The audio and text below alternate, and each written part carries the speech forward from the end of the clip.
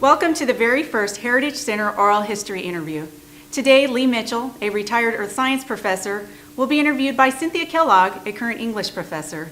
I was driving to work from Davis to American River to do one part-time class in geography with another geography guy, and we shared rides on Tuesdays and Thursday afternoons, and he asked me if I applied for the job at the community college in Woodland. I said, there isn't any. He says, there's going to be. This is the spring of 1976. I said, really? And he said, yeah, they want somebody to teach geography and anthropology. And I said, oh my goodness, I got the geography down, anthropology. After I signed up for the class that morning, then I went and got an application. And that's how I learned about it, and I filled out the application and walked in and kept going back every 3 days and finally managed to get to talk to Gene Hickey with my bicycle under my arm and my helmet on my head and those tight pants, tight shorts, and that was after he told me he didn't want to talk to anybody yet. So I said, I need to talk to you, because I was about to be 40 and I was competing with 25-year-olds that had their master's degrees. So I thought I needed to make an impression, and I guess I did. It sounds like you Here did. I am. Oh yes, he did a lot of notes, so he always had the overhead projector going. He drew a lot of pictures on the board too, and he actually brought in things, like for anthropology, he'd bring in bones and fossils and see and go around. He actually brought in a whole skeleton. This is John. We got him in 1976 when we first opened up, and he came all put together, which is called articulated, for those of you going to take physical anthropology. And I get to show different bones on this specimen here, because our textbooks don't use thigh bone. It's called a femur. It's not a kneecap. It's a patella. This is not a forehead bone. It's a frontal bone. I got very comfortable teaching some things I didn't know about when I first started teaching the subjects in September of '76. I got assigned to do all kinds of interesting things, and fortunately somebody else picked the textbook, and the old story is you're 2 weeks or 2 chapters ahead of the students, and I was.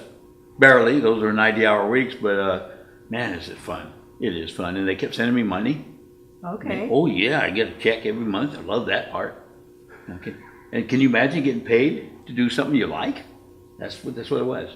He was very different, and he was very motivating. And one thing about Lee Mitchell, he really cared about his students, and his classes were very interactive all the time. I currently teach cultural anthropology and physical anthropology, and as a full-timer, I taught geography, geology, earth science, and both of those two include climate and weather, and ecology, and what the book catalog calls marine ecology, and I always call it oceanography.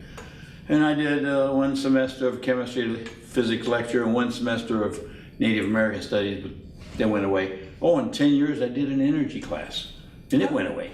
Okay, so you had a lot of experience with a lot of different classes. Yes, which is just the way I like it. When you first came, what ideals, goals, and plans did you have for your new assignment at the college? Well, what I just mentioned. One is to try to get students into whatever class I'm in, give them some new information, maybe expand their viewpoints of the world, do the best I can, and hope that they can do the best. Try to agitate them to do the best.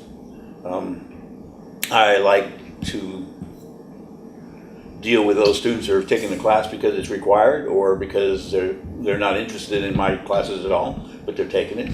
I also like to see people that take a couple classes in various things and go out and get a job with it, 2-year or whatever, and then certificates. And also I like to deal with those that are going to go into a 4-year school and major in biology. And he made sure that he told everybody, I want you to learn as much as possible, because you have to get your mind going.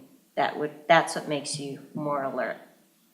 And once you start thinking about different things, and he said, the whole object of class is not, I have to do my work just this and for it to leave you. He wanted to make an impression where it would stay with you for life. What advice would you have for continuing faculty? Give it all you got. Okay. Give it all you got. You can do your best. You should be so glad to have a job where once in a while you might influence somebody, but you at least give the opportunity for people to glom onto some new knowledge, some new attitudes, and see a new major, see a new part of the world that they didn't growing up in someplace around here. Pick a place. And I think that's one of the good things that faculty can do, because we're talking to people all the time. So, That's true.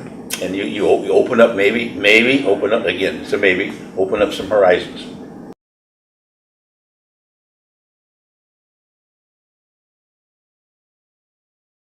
Hello, John. Hello, Lee. Hi. How are you?